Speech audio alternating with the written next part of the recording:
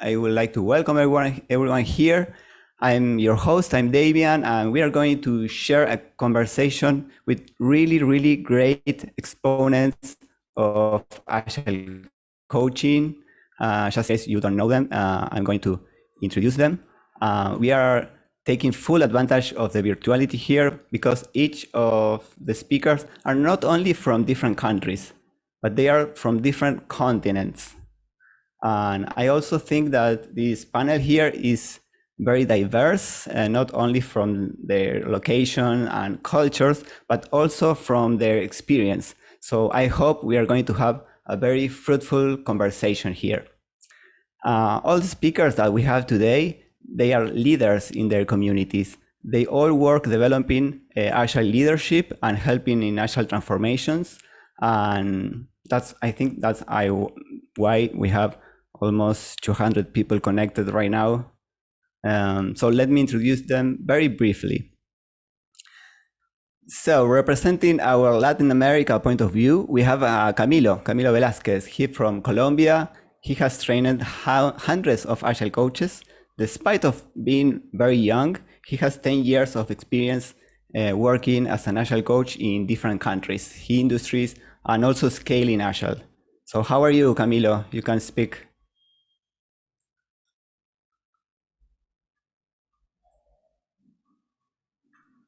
Hola, Dami. Muy contento de estar con ustedes el día de hoy. Muchas gracias por la introducción. Great. Thank you to you.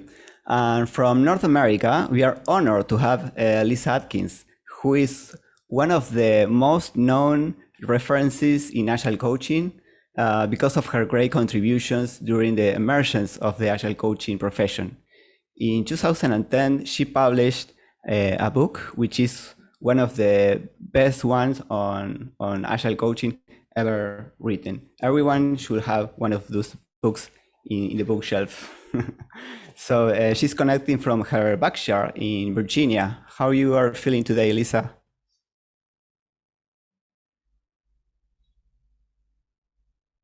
And she cannot unmute herself, I think.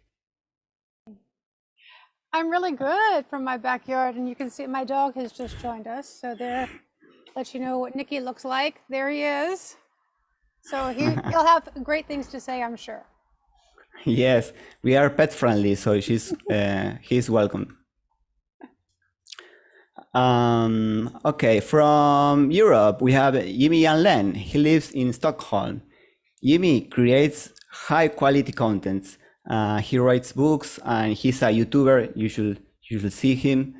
He has a technical background and he was an Agile coach twice, in 2013 and then in 2016. Is that right, Jimmy? Yes, at Spotify you refer to. Yes, so okay. So I spent some years at Spotify, so I tend to gravitate towards scale-up startups in hyper-growth. Okay, I'm glad to have you here, Jimmy. Thank you. Last but not least, I'm pleased to have Antoinette. She's probably the most experienced Agile coach in the African continent. She has been helping organizations since 1996. She's also a professional coach. She has a technical background as well. And she lives in the beautiful Cape Town. Did I pronounce it right, Antoinette? You pronounced it 100% right. Definitely a lot better than I would pronounce any of your names or any of your cities. So. Okay, great. Thank you.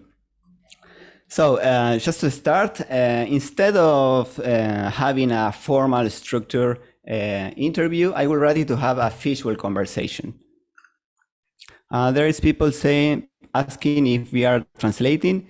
Yes, you have to switch to the Spanish channel in the Zoom options, las opciones de Zoom. Abajo, para los que estén escuchando esto en inglés y quieren escucharlo en español, hagan clic.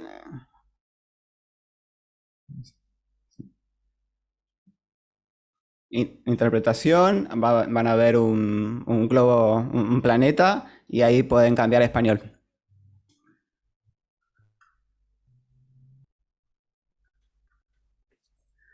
Okay, so I would like to do this as a very informal discussion. So I would like you to pretend that this event is already over, that we are in Panama in a bar. I know that for Jimmy and for Antoinette, it's already after office time. So let's imagine that we have already a pint of beer, but just one, please. So I want you to engage in a very fruitful conversation about the current challenges of the Agile coaching profession and maybe the future. So to start off and to set some context, I would like you to tell a little bit the history. I would like to know why and how did the role of the Agile coach appear and how did it become an actual profession? Who would like to start with this? I can go. The role made sense only after reading your book, Lyssa. Looking at my history of assignments on LinkedIn, initially I called myself a Scrum coach, Agile project manager, and all kinds of weird, confusing titles. It only made sense after reading the book, and that gave me a path forward.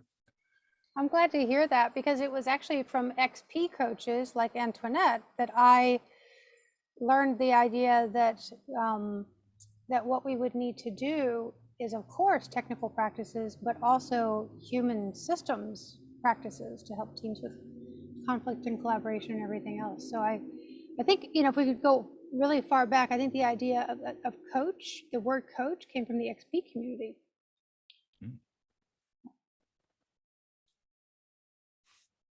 Antoinette can't unmute herself.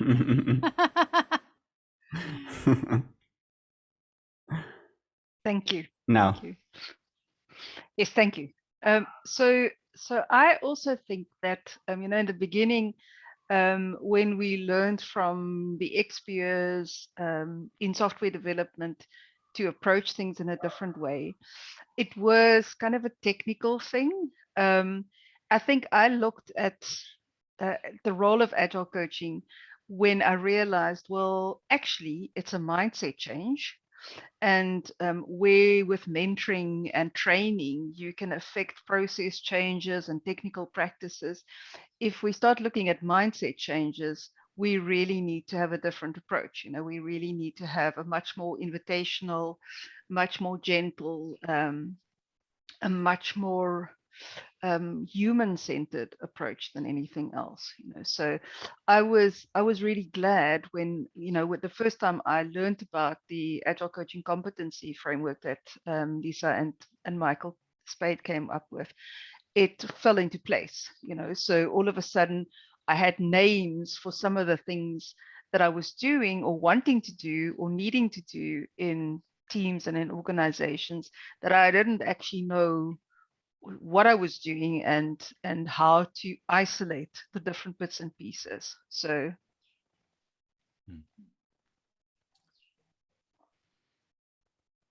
when you start in extreme programming, and Lyssa said the coach was more like initially like a technical coach, or was the coach that are you describing, Antoinette?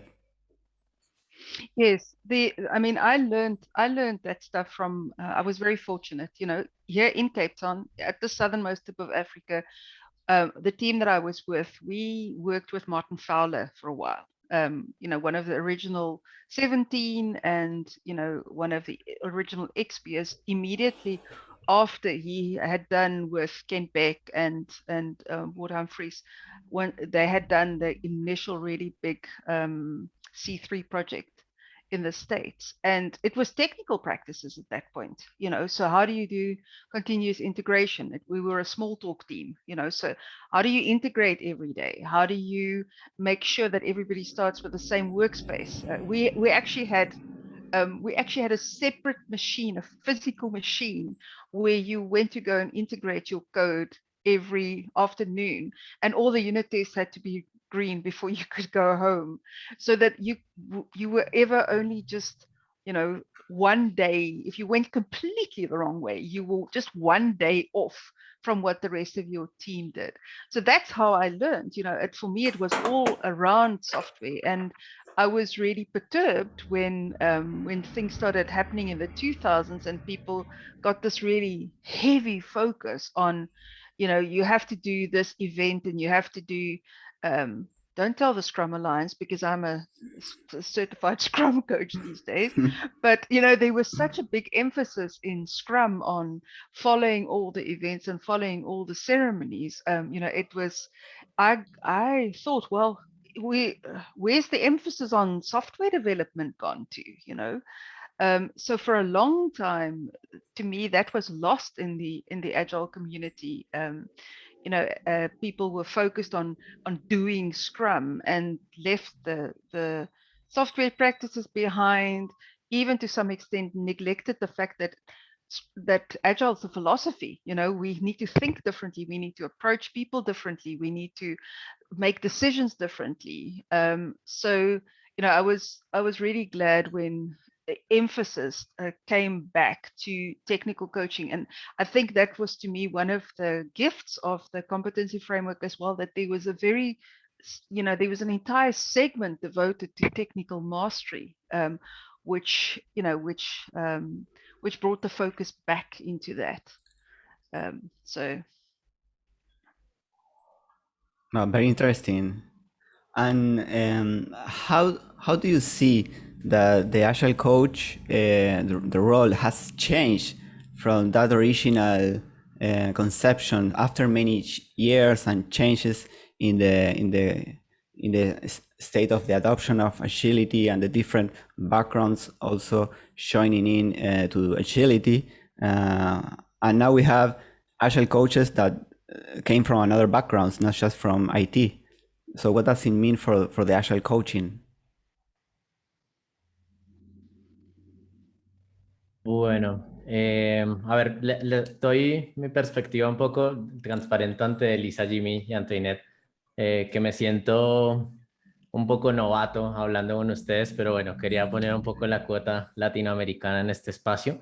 Yo creo que hace ya algunos años que la agilidad está habitando cada vez más naturalmente otros ámbitos, ¿no? No solo hablando, digamos, de áreas diferentes a tecnología o desarrollo de software, sino también diversos negocios que nos hemos encontrado. Si bien me parece que una gran mayoría venimos del lado del desarrollo de software, hemos visto que hay muchas personas y muchos Agile coaches, Scrum Masters, que están surgiendo nativamente en otros espacios de trabajo, en otros lugares muy distintos en la organización, ¿no? Esto me lo he encontrado formando Agile coaches que encontramos que vienen de áreas como HR, incluso de áreas de compras que tienen unas necesidades distintas, incluso pensando en el Agile Competency Framework de Lyssa y Michael.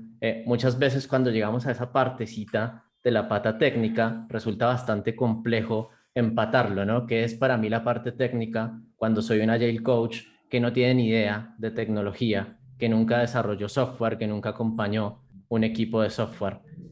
Eso para mí representa, digamos, uno de los desafíos más importantes que nos encontramos actualmente.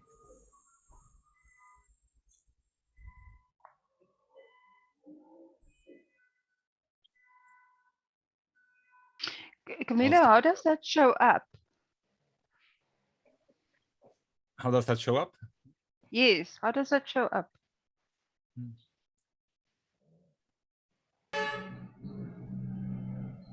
A ver, una perspectiva que me he venido encontrando, digamos, en las organizaciones en estos últimos años es que, si bien para mí la agilidad surgió como algo bastante de nicho, es como desarrolladores de software queriendo hacer mejor su trabajo, buscando la forma de lograr ser más adaptables, buscando nuevas formas de trabajo. Creo que en los últimos años ese éxito ha tenido un boom importante que ha pasado a otros estadios, ¿no? Es como áreas como recursos humanos, áreas como compras, quieren intentar tomar los éxitos que se tienen de esas áreas de la organización que resultan exitosas y han surgido, digamos, nuevas formas de ver la organización, ¿no? Entonces surgen cosas como Business Agility, que me parece a mí están bastante alejadas ya de la idea original de para lo que surgió el rol del Agile Coach, incluso en el momento cuando Lyssa escribe su libro, y aquí me va a tomar el atrevimiento de decir que quizás en este momento hay que renovar un poco el rol del Agile Coach para que sea un Agile Coach más agnóstico. Quizás en el futuro, me imagino que puede ser que hayan Agile Coaches con ciertos tipos de especialidades, que ya lo empezamos a ver. Hay personas, como por poner el ejemplo de Pía María, que se centra mucho en Agile People, ¿no? Entonces creo que van a surgir ese tipo de roles con él.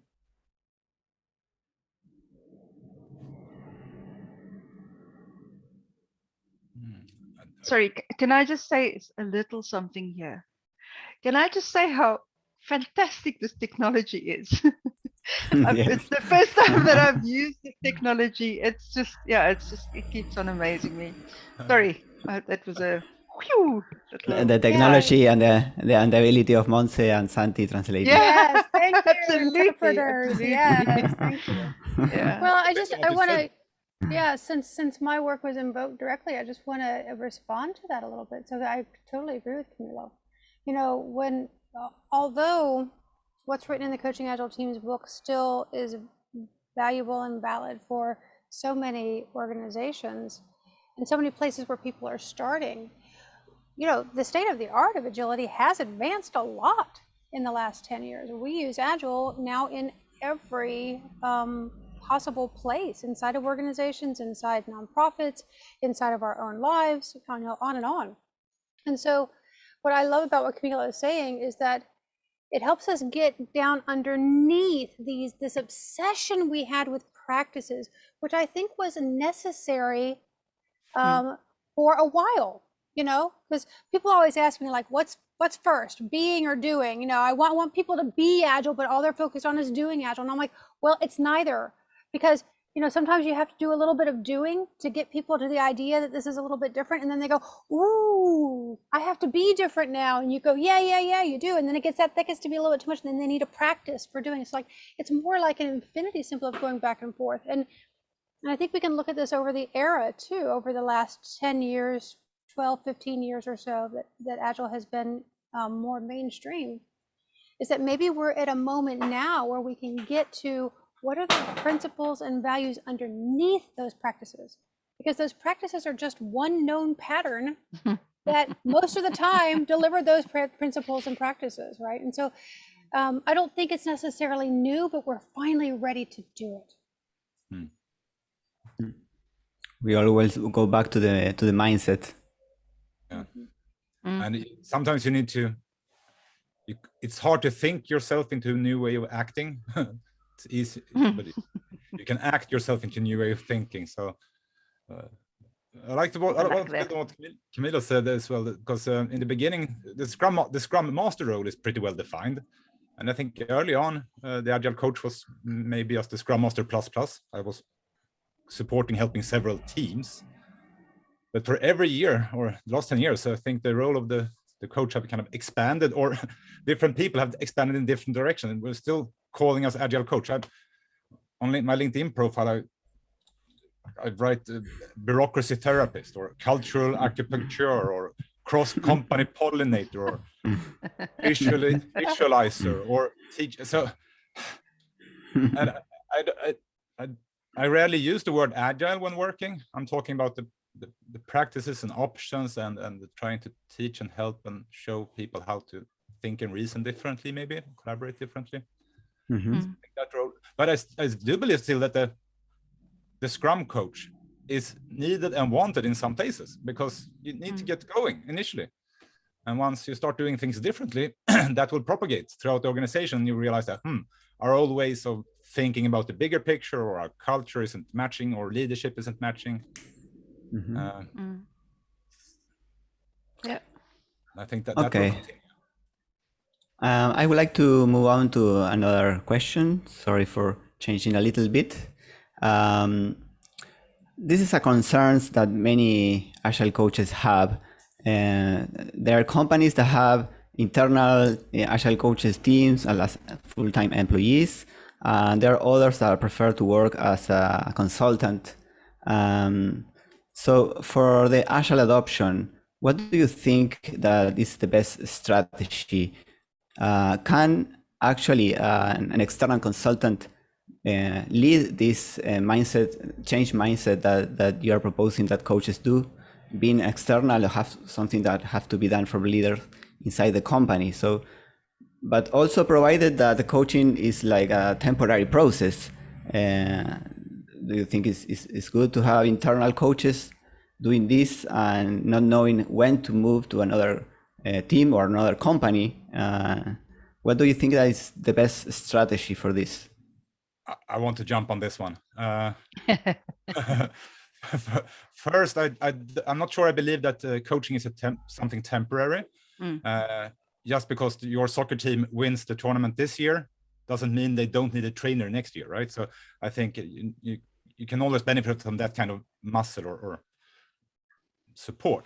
However, I do believe that the value of that person diminishes over time, because from being an objective, independent helper, you gradually become part of the system. So moving around or being switched out is probably a healthy thing. But on the other question you raised, can a transformation be led by an external consultant? I have a strong opinion, no. It has to be led from the people there. However, I think it's a brilliant idea to bring out external thoughts and support to help those that movement. Yeah. Yeah, Jimmy, that kind of echoes my thinking to some extent. I mean, I've actually moved, or let me take a step back. So to me, coaches are leaders. You know, you're a leader without authority, but you're a leader. And really, my work has shifted to doing the work inside companies, which I did for a very long time, to growing leadership, whether it's amongst coaches inside a company or whether it's amongst organizational leaders inside a company. You know, we're in a late adopter market, so companies are going the agile route simply because everybody else is doing it. So very often they don't know why they're doing it. They just know that unless they do it, they're gonna be left behind. And the pace of change, I've realized that I'm not very good with working with companies like that. I like early adopters. So what does really satisfy me is making sure that those that are used to that system and those that have been working inside the system, that they get better equipped to change the system. So whether they're an organizational leader, you know, somebody that sits somewhere in a hierarchy, or whether they are a coach that sits inside the organization, or even scrum masters, you know. I mean, we started fiddling with organizational structure, which I believe is an inevitable part or consequence of wanting to grow agility. We started fiddling with that the minute we said, well, there needs to be a scrum master who's a servant leader and doesn't have any authority, but just has influence, you know, and there needs to be a product owner who brings together two parts of the business that before used to be like this, they now like this, you know. So so working with those people inside the organization and growing them so that they can make their own change, to me, is the only way that the change actually lasts. Otherwise, as an internal, I've been there, done that. As an external consultant, you come in, you make some changes, you leave, and 6 months or a year later, things have gone back to normal. The people that really changed, they've left and they've gone somewhere else, you know, and the rest of the people that are there, well, they've just slid back into their own ways. So I have an urge to build on that, because I'm going back to this, the change is over, it's done, the transformation is done. Yeah. One, I don't believe it's ever going to be done. Yeah. But it's, you always can, but even though we become an agile organization, we have a network of teams collaborating with supportive leadership structures and structures that enable us. Those are the places I prefer to work at. So I'm working in startups and scale-ups that are agile from the beginning. They never did the transformation. They were kind of born that way, but that doesn't mean they're free of problems. There's tons of new challenges because it puts people smack in the middle, right? So the people and teams have to debate, discuss, understand, agree, plan, and this is a hassle to make work. And then the challenges changes over time, so you have to reinvent everything. So yeah, so that's my strategy. I'm practicing agile coaching in an agile environment because we're going to have more and more of those. Yeah, absolutely. Well, I hope. Yeah. Yeah, there you already have. Yes. Perdón. Yeah, Camilo. Sorry for the delay.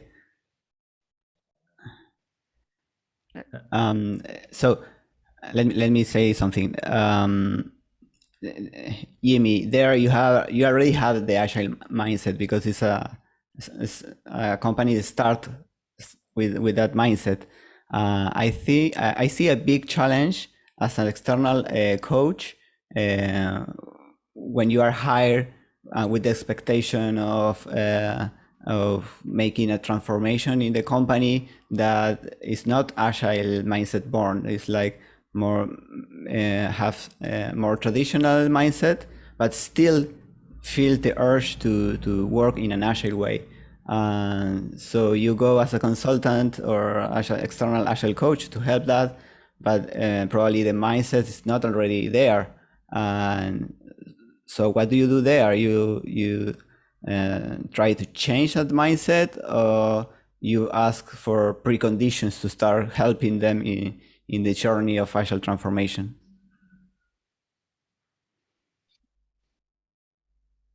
Lyssa, Camilo. All right, I'm jumping in first this time.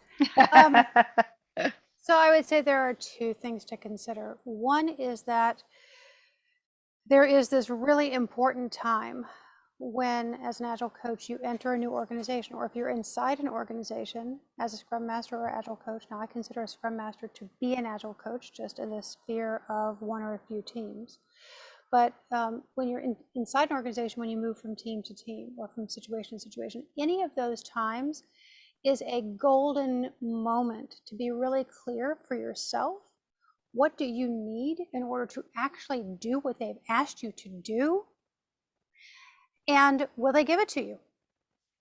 And I think that having that really skillful conversation up front does two things. It lets the people who you're having the conversation with know that you know what you're doing. You know, you're entering this with eyes wide open.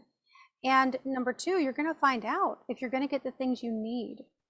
Because if they're not going to give you what you need to do what they've asked you to do, then you will spend the entire time feeling like you are a failure and it is not your fault. Except for that you accepted a situation that you couldn't actually make an impact in. So that's one place I would point people, is like that golden moment when you are moving from thing to thing, team to another team or to another organization or whatever. And the other thing I would say is just like, let's be really careful about our own motivations. You're like, what are our motivations to sort of make organizations be more agile or enlighten them into our way of doing work? I'm coming back to what Antoinette said earlier, like, what is the organization's why? Why are they doing this? If they're not clear about that, there's no way that you are going to have any kind of North Star or any kind of sort of teeth when it gets hard, you know, to be able to move through the hard pieces. And so back to your own ambition or your own reason, like, be really clear. What do you want? Why are you there? And is it for the good of the organization? Because if what the organization wants and what you're able to provide does not come together in a really healthy way, then I think we can actually be doing more damage. Well, okay, let's be fair. We're always doing some damage, right? There's no way to avoid doing damage. We just want to do less damage, right? And so what I get really worried about are Agile coaches who come in and they're actually more consultants than coaches, quite frankly. They have a point of view, want the organization to do it this way. Not necessarily bad as a start, but it doesn't actually have the change stick, and that's what we've been talking about. Camilo has been wanting to come in. Camilo, come on. Por sumar algo a la perspectiva de Lyssa, quisiera mencionar que para muchas organizaciones nuestra profesión todavía es incierta y casi mística, ¿no? Y no solo para algunas organizaciones, incluso para algunos Agile Coaches.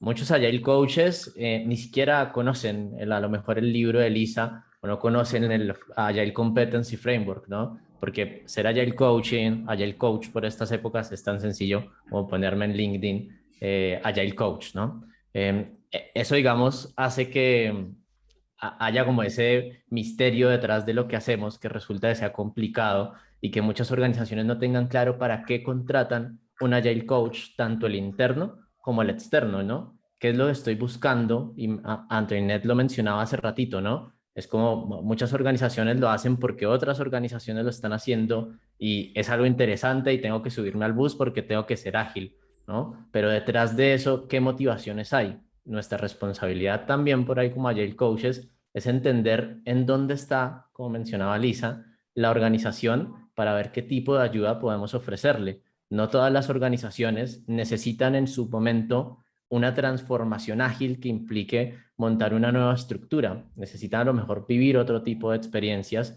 y la responsabilidad que tenemos como Agile Coaches también está en cuidar a esas organizaciones.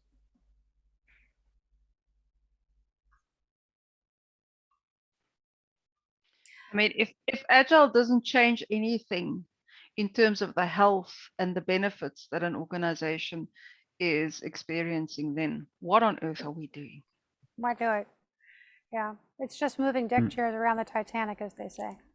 So I want to get offer a couple resources that I've just learned about, actually. So Agile coaching is over time becoming a more real profession. Real professions have a couple things. They have known competencies that people can go look up, know about, build their skills in, and they have standards of ethics. So for a while now, we have had competencies and learning pathways for Agile coaching. I see Agile has one that culminates in a competence. You have to prove competence in skill sets, in specific skill sets, to become an IC Agile expert in Agile coaching. And the Scrum Alliance has a different pathway, but is also quite robust now. They've really improved that in the last 2 or 3 years. So we now do have those pathways, and we have many, many training organizations aligned with one or both of those so that you know what you're buying when you buy training, right?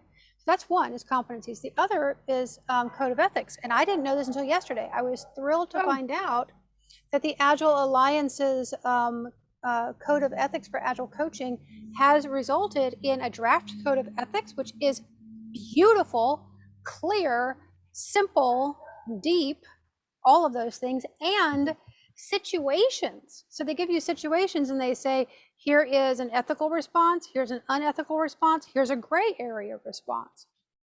So, I mean, it's a very practical tool.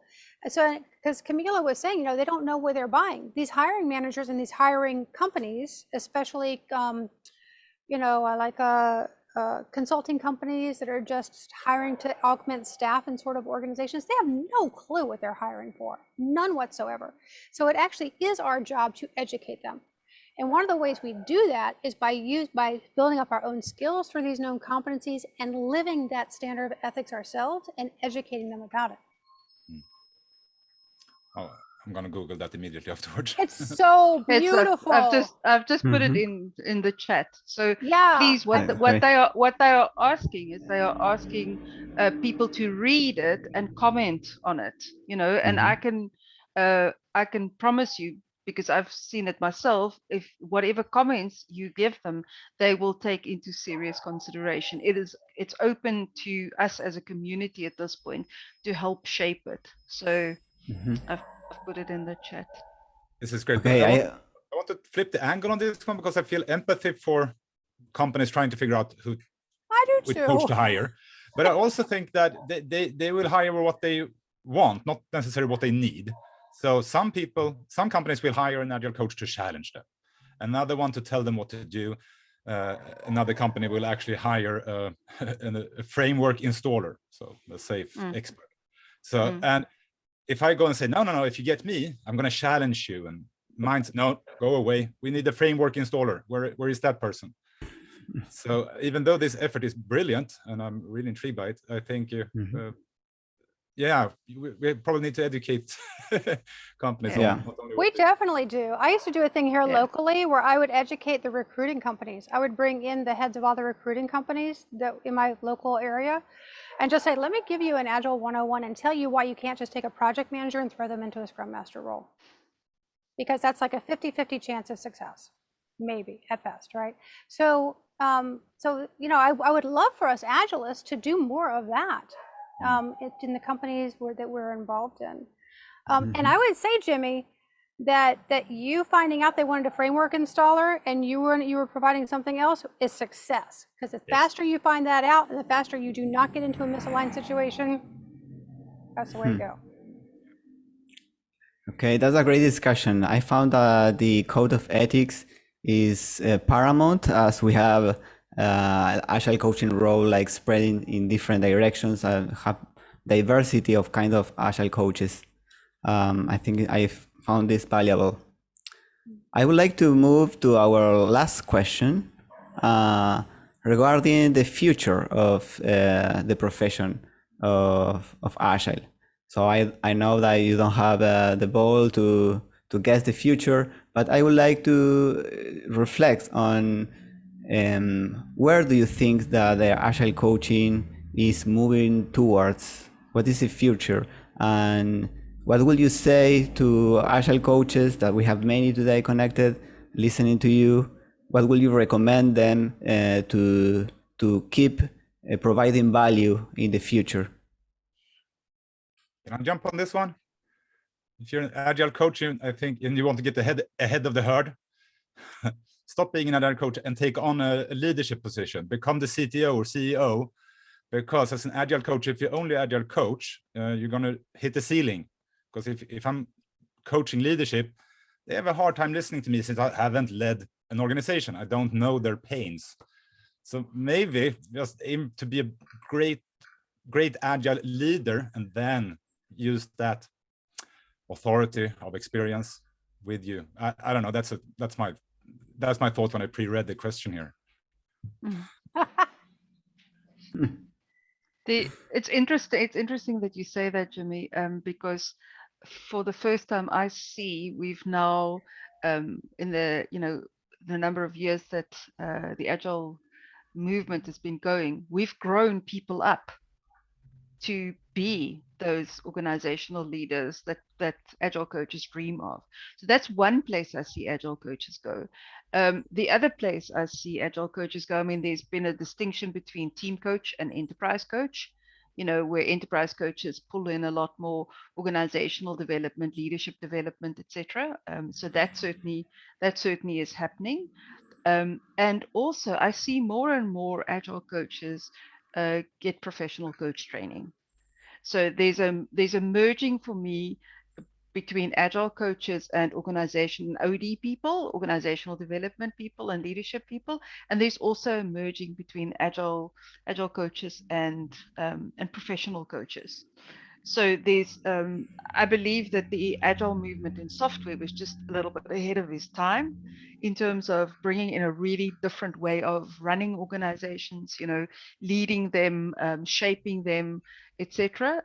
And I feel that those two things are progressing closer and closer now that there's business agility and agility has been brought into other areas of the business as well. So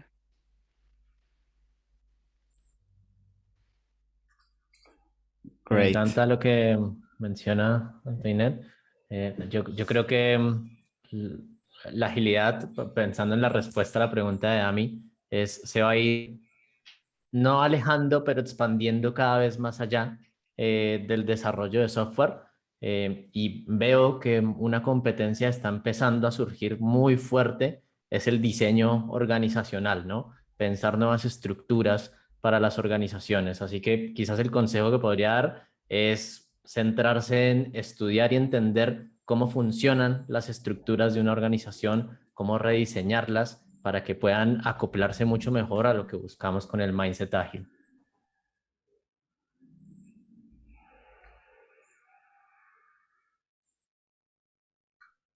Yeah, I want to build on what Camilo is saying there. I think if I look at the really like the real power and beauty of all these agile frameworks and the principles and values underneath them is that they help us metabolize change without getting swamped by change completely. And what I mean by that is that, you know, you probably figured it out, especially in this last 18 months, that we don't get to choose much of the change that comes our way. You know, and this is going to be ever more true because we're now in an area of what they call is 3D change, 3 dimensions. Change is pervasive, meaning it's happening in multiple areas of your work and life at once. It's perpetual, meaning it's not going to stop. And it's exponential, meaning that the changes will happen to us faster and faster and faster, faster, faster, and faster, faster, faster, faster, faster, faster. So that's what's going to happen in our lives going forward. And so if we just boil Agile down to basics, it's just a way to help us use change for good without freaking out. And so I don't see that there is a diminishing need for people with skills to help other people use Agile philosophies, values, frameworks, because we're going to continue to have to metabolize change, and we're going to have to get better and better and better at it. And in the organizations that don't, will simply not be here. So, you know, I don't know if we'll be called Agile coaches. Who knows? I don't really care so much. But what I care about is that the organizations that have something good to contribute to society can take advantage of what we know how to know and be, and we can be there with them to help them grow, and we can stop trying to keep the larger organizations on life support. Every hour we spend keeping those organizations alive is an hour that we could have used elsewhere. That's this is a very interesting insight. Sadly, we are running out of time. And we add so an we hour need to questions in the chat. So to close this space, I'm very sorry to have to close this fruitful conversation. I would like to ask the participants, the attendees, to answer a simple question in the chat. What was most valuable for you for this conversation? So you can start writing in the chat. And for the speakers, I would like you to say a closing word in your own native language, Lyssa in English, of course, and the translation, please. I want to go first so that I don't go last, because these 3 people need the last word, because they are the ones carrying the ball forward to advance the state of the art of Agile coaching. So I will go first and simply say, thanks for your beautiful attention, everyone. I can feel you're listening out there, even though we're not interacting directly. And what a fun conversation with the 3 of you. What a joy. And Damien, thanks. And also all the people in the background that are making this technology happen. The translation is amazing. Vane helping us make sure we can unmute ourselves. You know, nothing happens without so many people contributing. So thanks for all the contributions. Camilo, would you like to continue? Por supuesto que sí, Damián. Nada, solamente agradecer la invitación al espacio, me siento profundamente honrado de haber compartido con todos ustedes el día de hoy y de poner la cuotita latinoamericana en este espacio y de ver lo linda que es esta comunidad ágil en Latinoamérica que llevamos construyendo tantos años. Thank you. Jimmy? I can continue. Tack så jättemycket. Ha en fortsatt bra konferens, which translates to thank you so much. I hope you have a great conference. I also feel humbled. This has been a great hour. And yeah, I wish there was one more hour to go. So, thank you all. Antoinette. So I'll go, fantastische idee, fantastische execution. Dit was regtig fantasties om hier van deel te wees, which translates to fantastic idea, fantastic conference and execution, and it was really a pleasure and an honor to be part of this. And the same thing, I enjoyed, and I wish we could have an hour longer, and I would love to respond to your questions as well. We really do change the world one person at a time, you know, so you have my support and my good luck and well wishes to continue your work in the continent that's like next to mine.